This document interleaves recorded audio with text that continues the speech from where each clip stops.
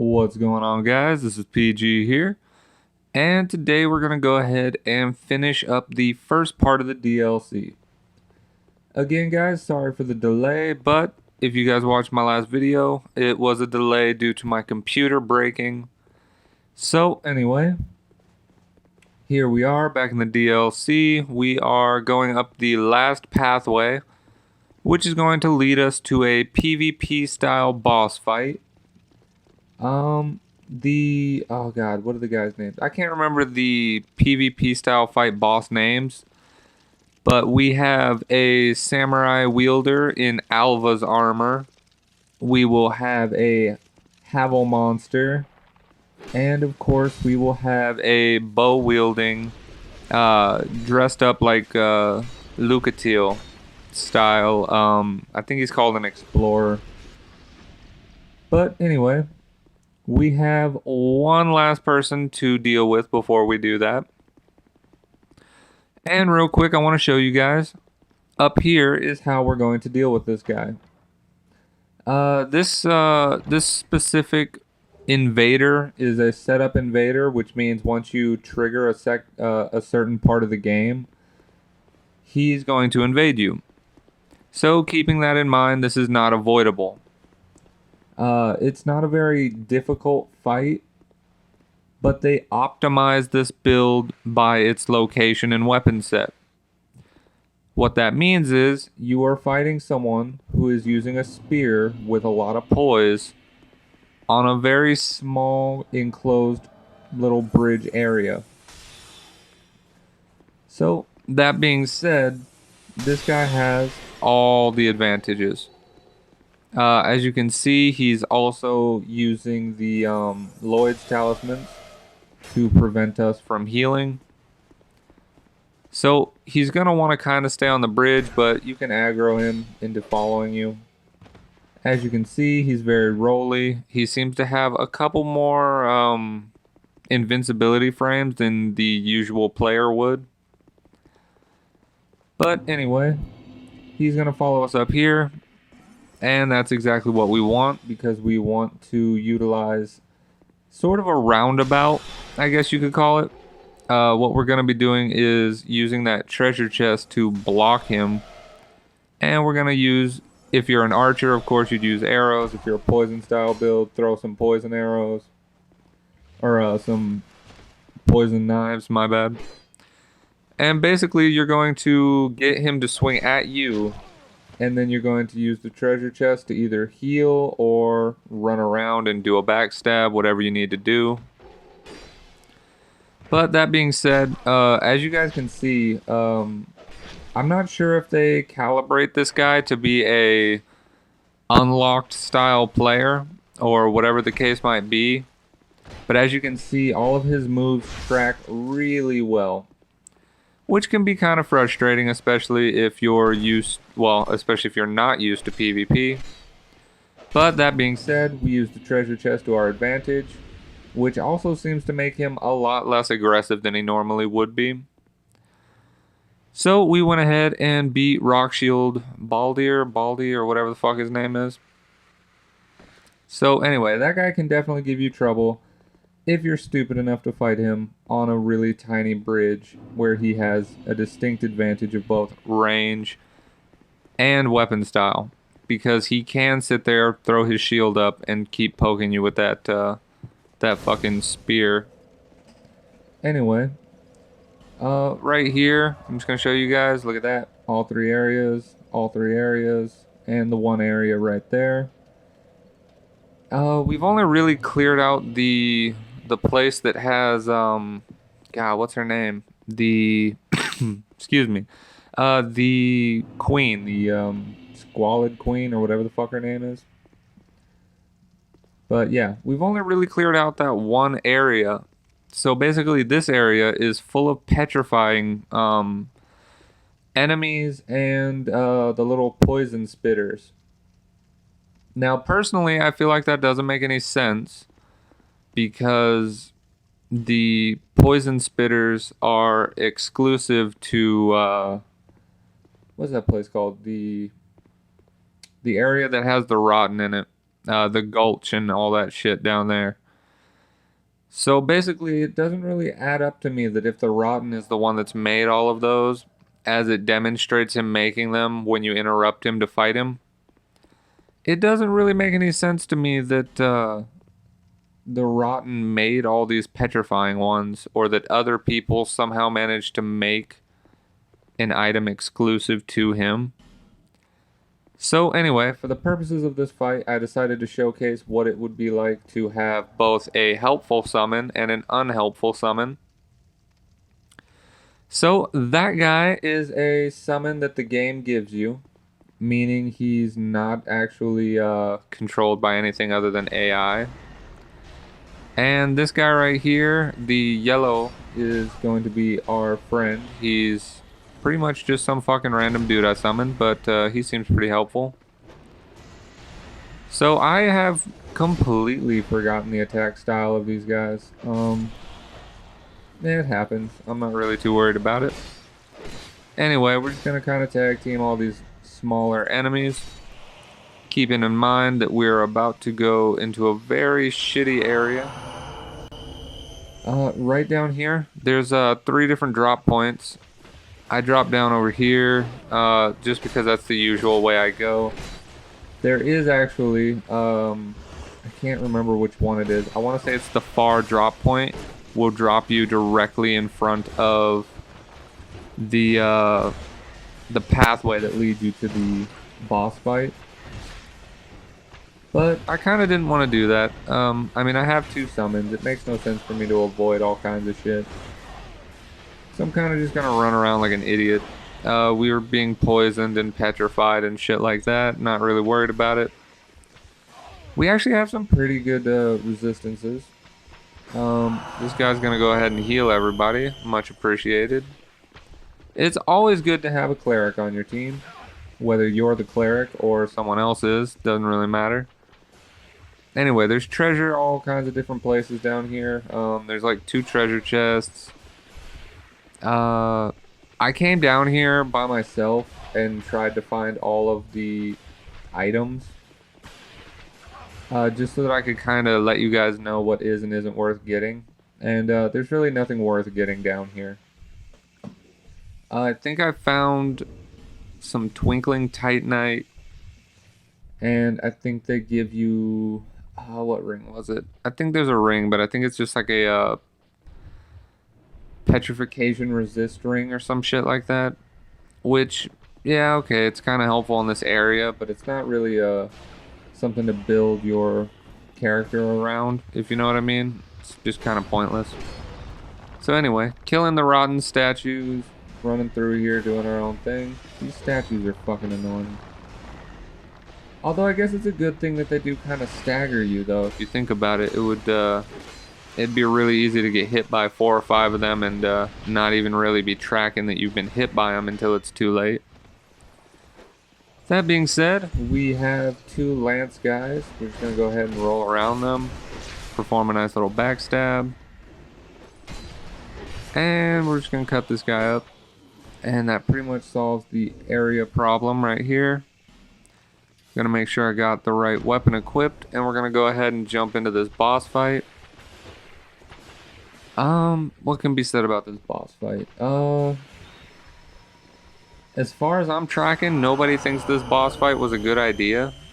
I've seen a couple other uploaders like Lobos and a couple other cool guys like that I've watched since before I even had a channel.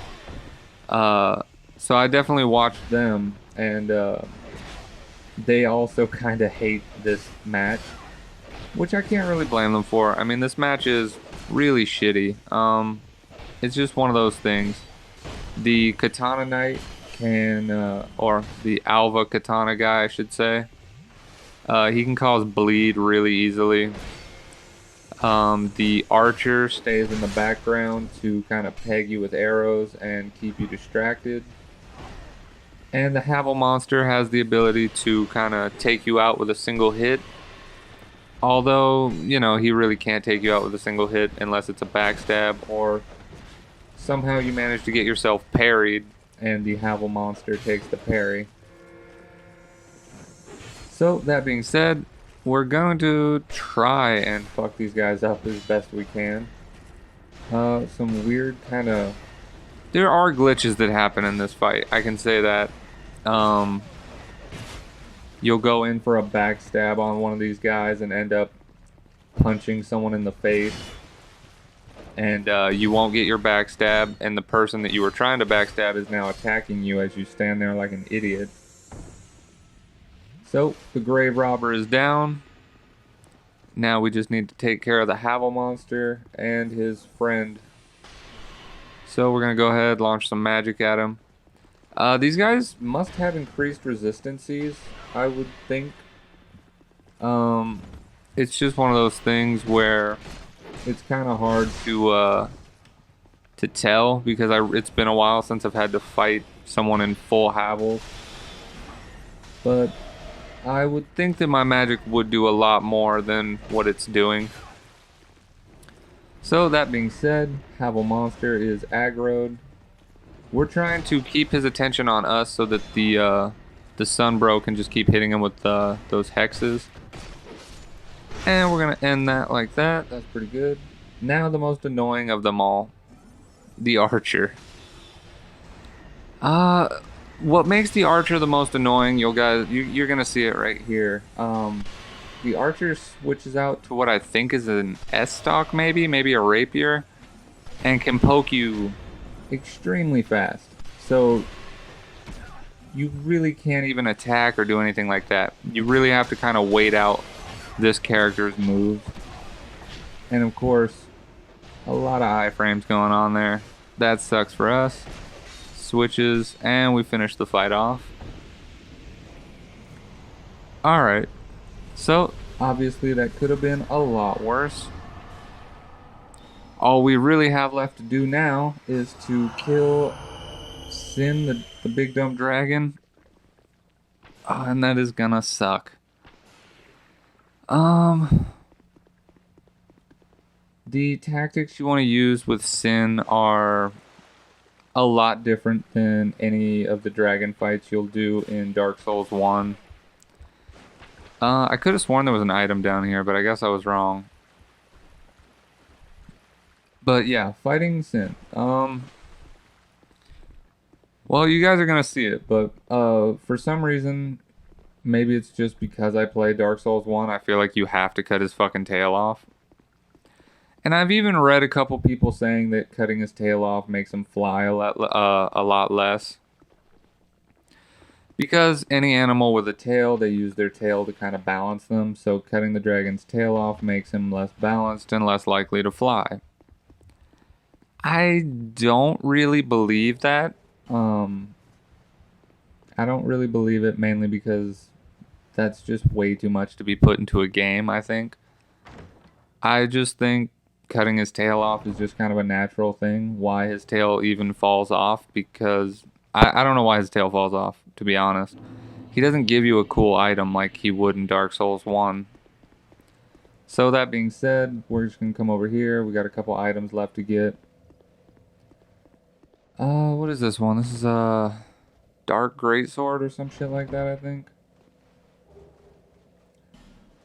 Dark Greatsword. Okay, Dark Greatsword is the same as the Soul Greatsword that I use, except it's purple and black, and it shoots out like a cool little charge attack. Fuck it, I'm just gonna roll. I don't care. All right, now we're out of here. Whatever. I have a shitload of souls that I'm not using, so I kind of didn't care. I just didn't really feel like homeward boning. But that being said, we actually do have a shitload of souls. We got like 200,000 souls or something like that. And we're not really using them for anything because this character has already been set to its 150 stat parameters. I could probably soul vessel and move some of my skills 1 or 2 to the left, 1 or 2 to the right, and kind of balance my build out a lot better. But I really don't use Castro for much, so I don't really care. Anyway, guys, we are going to fix our ring real quick. And then we're gonna go ahead and fight Sin, the sleeping dragon, the slumbering dragon, whatever the fuck his name is. I don't know. I like the DLCs. I think they're fun and all that, but I really feel like they could have done more with this boss fight. I saved you guys some time. It took me like fucking... I warped here and my game froze. It was great. Anyway, same thing as last time, guys. We're gonna summon one of the real people and one of the NPC style summons. That way you guys can kind of judge what you would rather have in a fight. Honestly, I would rather have real people. That's just me. I feel like they're a lot more helpful, and I feel like they apply a lot more common sense. So anyway, we're gonna go ahead, shoot this guy. Couple what is that? Soul mass, whatever the hell that was. And you'll notice that the dragon has a lot of magic resistance for whatever reason. So anyway, as far as I've seen, the fastest I've seen this match boss fight kind of go, I believe it was two guys. One of them was using life drain patch, and he used all 3 of his life drain patches on the dragon, and the dragon like literally stood through all 3 of them, because the primary character, the host, was using a great sword, and you know, he was in the dragon's face and the dragon was attacking him, and that let the summon, who was a hexer, drop life drain patch. Pretty much the dragon sat through 3 iterations of life drain patch, which did a really good amount of damage. I'm not sure if it was because that guy was a really high level hexer, or maybe that's what Sin is kind of weak against. But anyway, back to describing that fight real quick. Great sword user was doing a shitload of damage. He was doing about, I don't know, I wanted to say like maybe just under 300 every swing, which is a lot better than what we're doing. As you can see, I'm doing like 181 because of the dragon's natural defense and resistances. But anyway, great sword user was fucking the dragon up. The hexer was dropping life drain. And then the hexer did something pretty unexpected. He had maybe like 200,000-300,000 souls. And he used the spell Climax, which takes all of your consumable souls, all of your stockpiled souls that you haven't used yet, and it turns them into one really powerful hex that can one-shot pretty much anyone in PvP if you have over like maybe 30,000. And the hexer hit the dragon with it, and I would say it did almost half the dragon's health, maybe more. And after that, the hexer switched out to a mace, and mace and greatsword kind of whooped ass and finished the dragon off within like maybe 2 minutes. So like the fight in total was just about 2.5 minutes. It was a really fast, really cool fight. I really wish I could remember who the guy was that actually put that up. I'm still trying to kind of stay true to the fact that I am using a mage build. So I'm kind of fucking around, throwing my spells out, even though they're doing pathetic amounts of damage. It is turning out to be enough to kind of piss the dragon off and kind of get him to aggro onto me every once in a while. Which is nice because it gives everybody else kind of a rest, and it lets the NPC summon toss some more lightning, which has been nerfed recently. If you guys didn't know, the cleric class received another huge nerf maybe 2 weeks back, 3 weeks back. Probably more closer to 2, but anyway. The lightning bolt spamming is going to come to an end. They cut down all the castings that you have.